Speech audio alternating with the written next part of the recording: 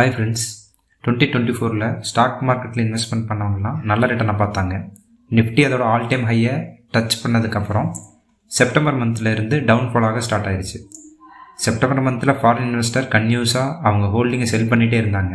என்னதான் ஒரு பக்கம் ஃபாரின் இன்வெஸ்டர் செல் பண்ணிகிட்டே இருந்தாலும் ரிஸ்க் எடுக்கலாம் எனக்கு ரஸ்க் சாப்பிட்ற மாதிரி அப்படின்னு இந்தியன் ரீட்டைல் இன்வெஸ்டரும் மியூச்சுவல் ஃபண்ட் கம்பெனிஸும் கண்டினியூஸாக பை பண்ணிகிட்டே இருந்தாங்க. அதனால் மார்க்கெட் செப்டம்பர் மந்தில் அவ்வளோ பெரிய ஃபால் ஆகலைங்க. அதுக்கப்புறம் தான் ஹலோ இதுக்கு மேல ஒரு அடி விழுந்துச்சு என்னடா பண்ணுவ? சேகர் செத்துருவேன். யாரடா சேகர்? வேற யாரு? நான் தான். அப்படிங்கிற மாதிரி எஃப்ஐஐ 1,00,000 கோடி ஒர்த்தான ஸ்டாக்கை செல் பண்ணாங்க. அந்த பீரியடில் மட்டும் நிஃப்டி கிட்டத்தட்ட 8% ஃபால் ஆச்சுங்க. இந்தியன் ஸ்டாக் மார்க்கெட் ஹிஸ்ட்ரியிலேயே எஃப்ஐஐ அதிகமாக அவங்க ஹோல்டிங்கை செல் பண்ணது 2024 அக்டோபர் மந்தில் தாங்க. டிசம்பர் மந்தில் இன்வெஸ்டர் எக்ஸ்பெக்ட் பண்ண மாதிரி யூஎஸ் எலெக்ஷன் ரிசல்ட்டில் ட்ரம்ப் வின் பண்ணார். சைமல்டேனியஸாக இந்தியன் ஷேர் மார்க்கெட்டும் கிராஸ் ஆயிருந்துச்சு. இதனால் டாப் இந்தியன் கம்பெனிஸோட ஷேர்ஸ் எல்லாம் 10 to 20% டிஸ்கவுண்ட் ப்ரைஸில் கிடச்சதும் ஃபாரின் இன்வெஸ்டரை இந்தியன் மார்க்கெட் பக்கம் திரும்பி பார்க்க வச்சுது. அதனால் செல்லிங் ப்ரெஷரும் கொஞ்சம் கம்மியாச்சுங்க. சில மார்க்கெட் ஒர்க்கிங் டேஸில் எஃப்ஐஐ பையும் பண்ண ஆரம்பித்தாங்க. நான் அடிச்ச மணி கடவுளுக்கு கேட்டு சொல்லியோ கவர்மெண்ட்டுக்கு கேட்டுருச்சு. அடி சாம்பார் அப்பாயின்மெண்ட் ஆர்டர் அப்படின்னு நினைக்கும் போது தாங்க HMPV வைரஸ்ன்னு சைனாவில் புதிய வைரஸ் ஸ்ப்ரெட் ஆகுதுன்னு ஒரு நியூஸ் வந்துச்சு.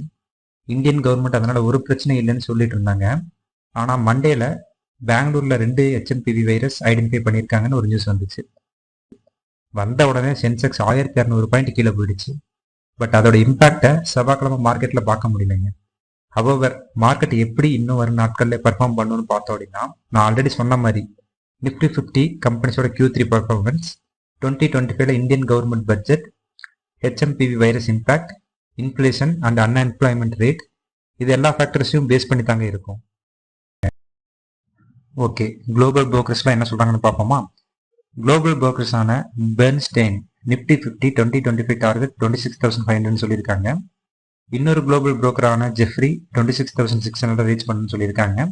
அப்புறம் கோல்ட்மேன் சாட்ஸ் 27,000 ரீச் பண்ணணும்னு சொல்லியிருக்காங்க.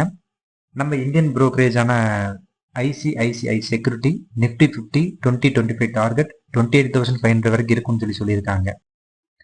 2024 ஸ்டாக் மார்க்கெட்டில் இன்வெஸ்ட்மெண்ட் பண்ணிட்டு 2025 எப்படா மார்க்கெட் ஏறும்னு வெயிட் பண்ணிட்டு இருக்க உங்கள் ஃப்ரெண்ட்ஸ்க்கு இந்த வீடியோவை ஷேர் பண்ணிட்டு மறக்காம சேனலை சப்ஸ்கிரைப் பண்ணிக்கோங்க.